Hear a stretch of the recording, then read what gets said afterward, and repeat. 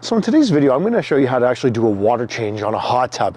There's 3 different methods that we're going to cover, and with winter coming, this is the perfect time to get it done. So let's get into it.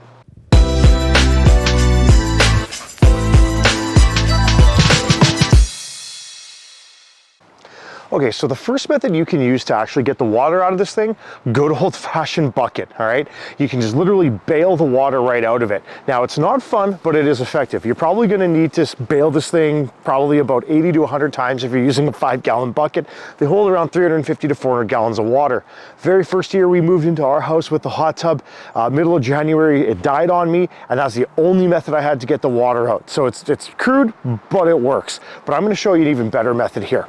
All right, so one of the first things that I want to do is I want to find where my power or my disconnect switch is for my hot tub. I want to open this up and I want to flip it off, killing power to the hot tub. So now most, if not all, hot tubs are going to have some type of a drain on them somewhere.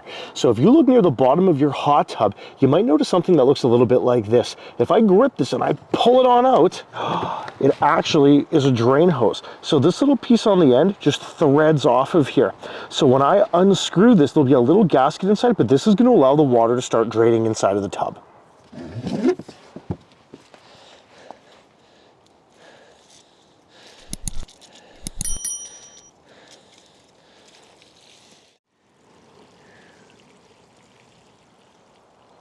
You can see that that gasket is still inside here, so that's perfect. If that gasket, that little black ring that you see in there, if it's not there, then what will happen is when you try to reconnect this, it's just going to keep leaking and all that water from your tub is eventually going to disappear. Okay, so the drain is actually a really good method. It will work. The problem with the drain is it's slow. It takes a long time. And also, inside of the hot tub, there's a filter section where that's as low as it's going to drain to, so you're still going to have some water in the bottom of the tub. An even better way to be able to do this is going to be with a sump pump, okay? So if you've got a sump pump or a pump that you pick up from your hardware store, that's a way faster way to be able to get the water out. If I let this thing drain naturally, it's probably going to take almost 2 hours, okay? Adding a sump pump is going to speed things up big time. I'll show you what I'm talking about. All right, so this is a sump pump that I purchased here just to be able to help get water out of the pool, and also as the backup to my main sump pump. I've predominantly just used this thing for pool applications. Now, you can get 12-volt versions of these as well, but this is a 1/3 horsepower one that I picked up from Princess Auto, okay? Which is the equivalent to Harbor Freight in the States. Now, if you notice here, this opening is huge, okay? With this size of an opening, you're going to need a special hose to be able to get the water out of wherever it is you're trying to pump it out of.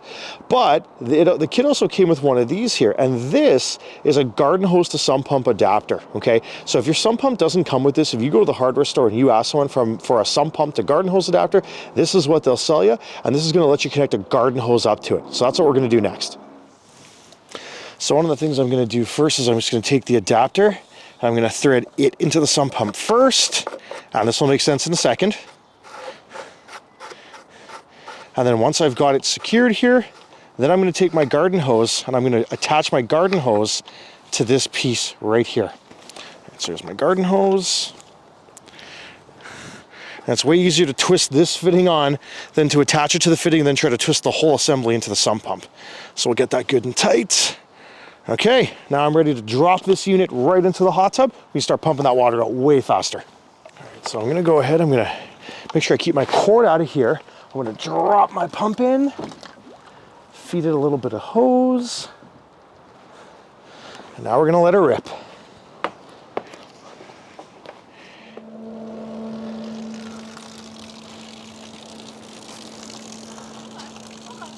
Here's a great example. You can see how quick it's flowing out of the tub just by draining it normally versus how fast it's coming out when we're using the sump pump.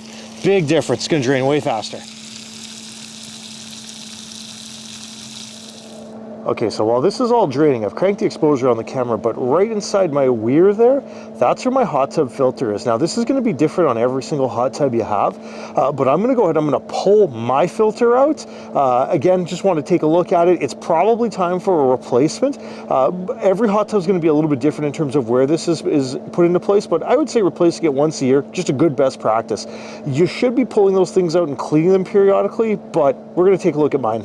All right, so for me to get access to my filter, I've got to lift my weir cover off here. And when I do that, that is where my filter lives. So hopefully you can see it.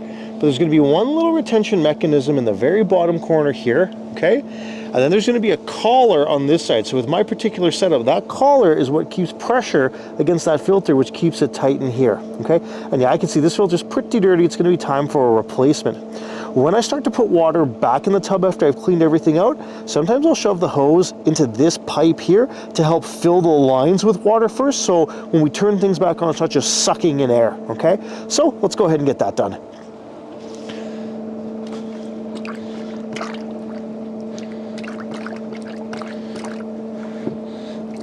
Okay, and there we go, there's the old filter out. Whew.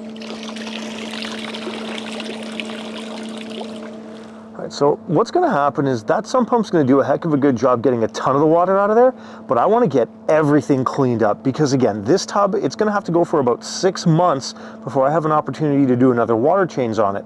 So what I'm going to do is once the sump pump sucked out everything that it can suck out, I'm going to grab my ShopVac here, and then I'm going to suck out all the rest of the water from the bottom, and I'm also going to end up hitting some of the jets with this attachment here. Again, I just want to try to pull all that gross water out of there. Now, if you didn't have access to a ShopVac and you really wanted to drain out all those lines, you probably could pull the side off of your hot tub, and then there's going to be 2 drains on your pumps. Now, if you watch the video I did on how to do an emergency winterization on your hot tub, you'll know what I'm talking about.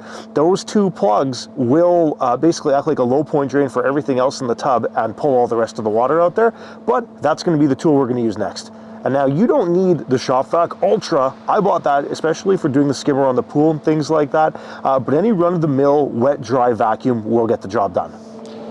Now in my tub, I've got a lot of these low-lying spots here, so I'm just going to scoop some of this water out, let the pump do the hard work for me here.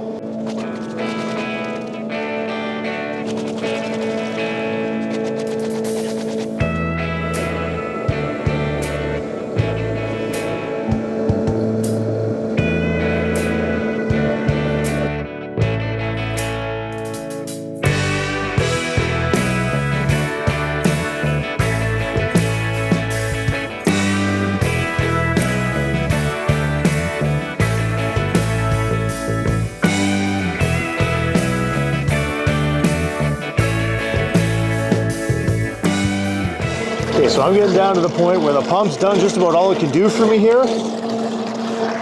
You can see that the flow is really slowed down coming out of here, but we're gonna keep letting this go for a little while longer. Again, the more I get out of here, less work it is for the ShopVac to clean up the rest. So important step here, I can see that this is finally finished draining here.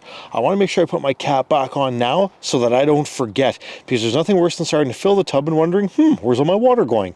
So I'm gonna go ahead, I'm gonna crank this back on, and then we're gonna pop it right back into that spot there.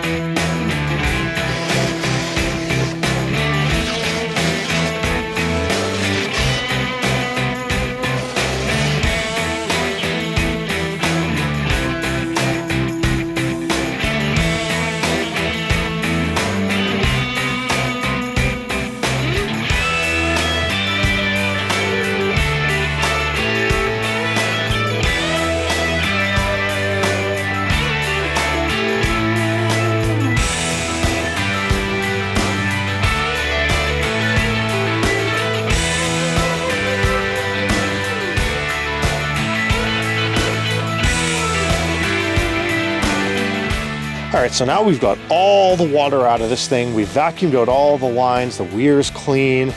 Now we can start putting water back into this thing.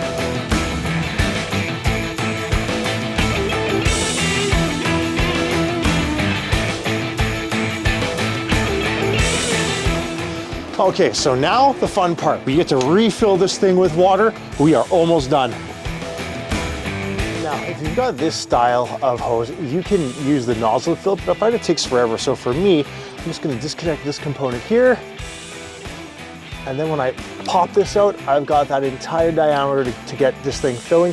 And it should take me probably an hour, hour and a half to fill. So we'll check back with you guys when this thing's full of water, and then we'll close it off.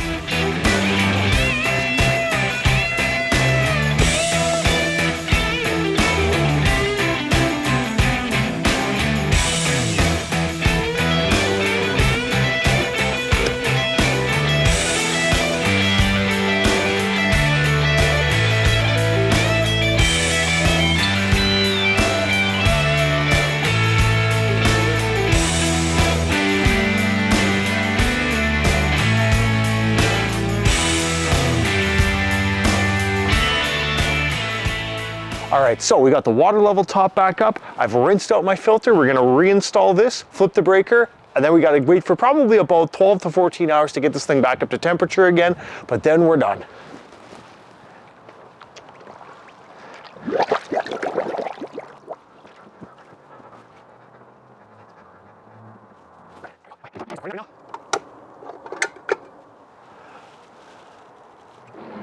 It's alive!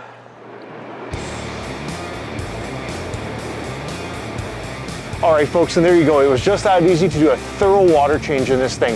We're set for about the next 6 months now, and the deep freeze is definitely on its way. So if you found the video helpful, please consider subscribing to the channel, hitting that like button, and we'll catch you in the next video. Bye for now.